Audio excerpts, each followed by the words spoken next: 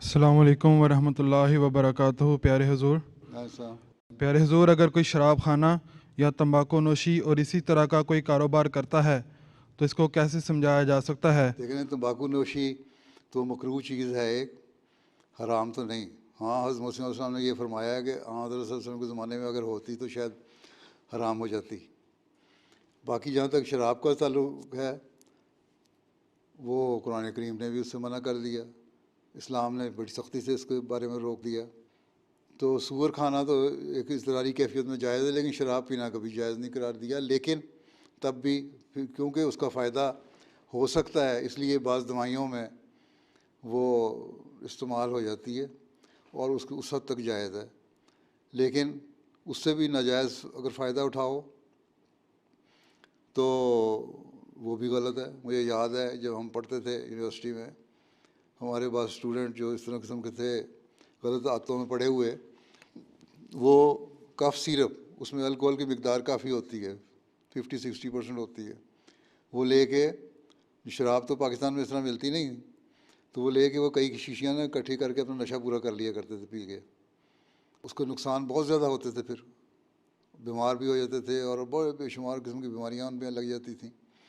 تو سوال ہے کہ اللہ تعالیٰ نے جس بات سے منع کر دیا وہ تو اس سے منع ہمیں کرنا چاہیے، اور یہ سمجھا کے کرنا چاہیے کہ اللہ کا حکم ہے، شراب نوشی نہیں کرنی چاہیے۔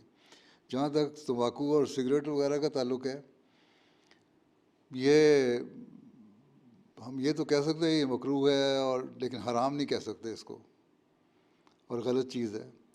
ایک دفعہ اس طرح یہ واقعہ ہے، اندھیری آئی، کسی نے اپنے حقہ پی کے رکھی ہوئی تھا، حقہ ایک کنارے پہ، وہ گر گیا، اس کی چلمن میں سے راکھ نکلی، آگ لگ گئی، اور آگ سارے پھیل گئی۔ اس پہ ہم نے بڑی ناراضگی کا اظہار فرمایا اور کہا یہ تو ایسی چیز ہے جیسے بڑا ناپسند فرمایا، شاید حرام کے لفظ بھی استعمال فرمائے، لیکن ساتھ یہ بھی فرما دیا کہ یہ اگر ہوتا ہم کے زمانے میں ہو سکتا ہے حرام ہو جاتا۔ تو ناپسندیدگی ایک ہے تمباکو نوشی کی حد تک، روکنا چاہیے کہ صحت سے نقصان ہے، اس لیے خود یہ تسلیم کرتے ہیں تمباکو بنانے والے، حکومتوں نے اب تو لازمی قرار دے دیا، سگریٹ کے پیک پہ لکھا ہوتا ہے کہ تمہارے لیے نقصان دہ ہے۔ کہا جائے اگر مسلمان ہو تو اللہ تعالیٰ نے یہ چیز ہے نا ام الخبائث، اس کو بچنے کے لیے کہا ہے۔ جی ٹھیک ہے، وہ نمونہ جی دیکھو صحابہ کا جنہوں نے اپنے مٹکے توڑ دیے تھے، حالانکہ صحابہ کا ایمان بڑا مضبوط تھا، وہ نشے کی میں ہی حضرت صلی اللہ علیہ وسلم کے سامنے بول پڑے تھے نا۔ تو یہ تو اس قسم کی فضولیات سے پھر انسان اپنے ہوش و حواس میں نہیں رہتا، اور اس کی بیماریاں اس کے علاوہ ہیں۔ اور اب تو یہاں تو یو کے میں تو اور باقی ملکوں میں بھی بعض جگہ سے یہ نئی ریسرچ یہ ثابت کرنے لگ گئی ہے کہ جو کہتے تھے نا ایک گلاس ایک دن میں پی لینا شراب کا جائز ہے، اب کہتے ہیں ایک گلاس بھی پیو گے تو اس کے بھی نقصانات ہیں، وہ بھی نہیں پینا چاہیے، اور 18 سال سے کم عمر کو تو بالکل ہی نہیں پینا چاہیے۔ آہستہ آہستہ بڑی عمر والوں لوگوں کو بھی کہتے ہیں کہ نہیں پینا چاہیے۔ تو یہ خود بعض چیزوں کے قائل ہوتے چلے جا رہے ہیں۔ اسلامی تعلیم جو ہے بہرحال آسن اچھی تعلیم ہے، اور اس کے جو فوائد ہیں وہ دنیا پہ اب ثابت ہوتے چلے جا رہے ہیں، اور نئی تحقیقات اس کو ثابت کر رہی ہیں۔